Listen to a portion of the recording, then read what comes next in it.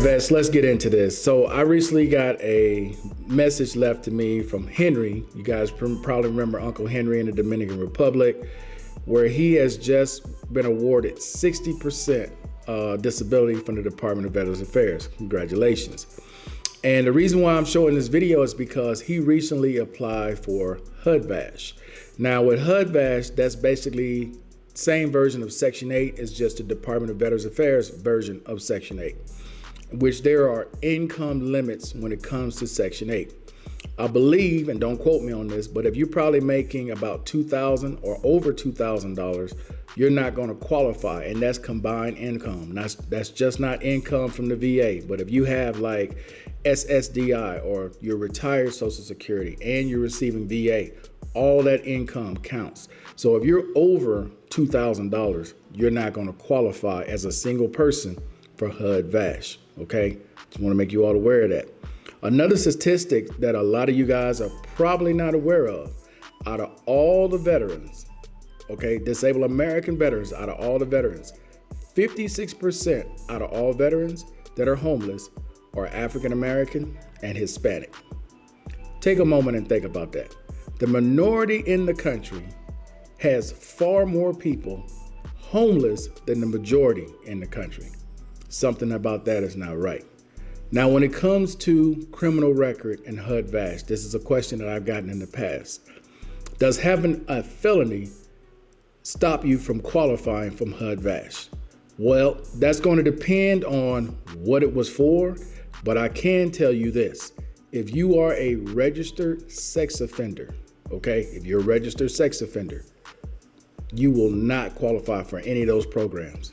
A registered sex offender has no way of getting qualified for any of these programs, all right?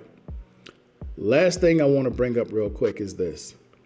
Guys, I know it's hard for some of us to believe this, but there are a lot of veterans out there who want nothing to do with the Department of Veterans Affairs, the U.S. government, Social Security, any of it. They don't want anything to do with it. Sometimes you have veterans who choose to live on the streets rather than get the help they deserve, to get compensation that they deserve. They would rather be on the streets because they want no reminders of some of the things they went through in the military. That goes for men and women.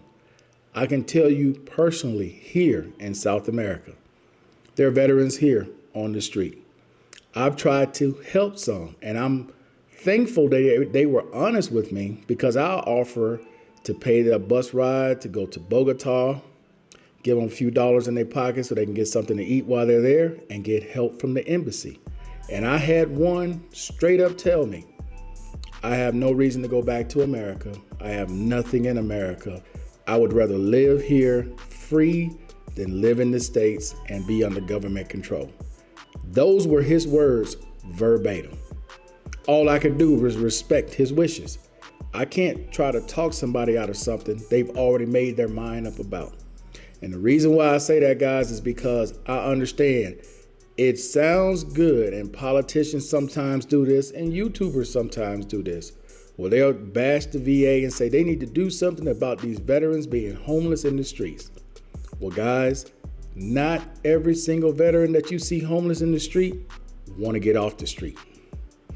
Sometimes it's not even a mental issue. It's something that occurred in their past that they don't want to face. They don't want to deal with it. So in those situations, what do you do but honor their wishes? If they choose to live like this, guys, that's the way they choose to live. Regardless of how I may feel or you may feel, that's not going to change how they feel.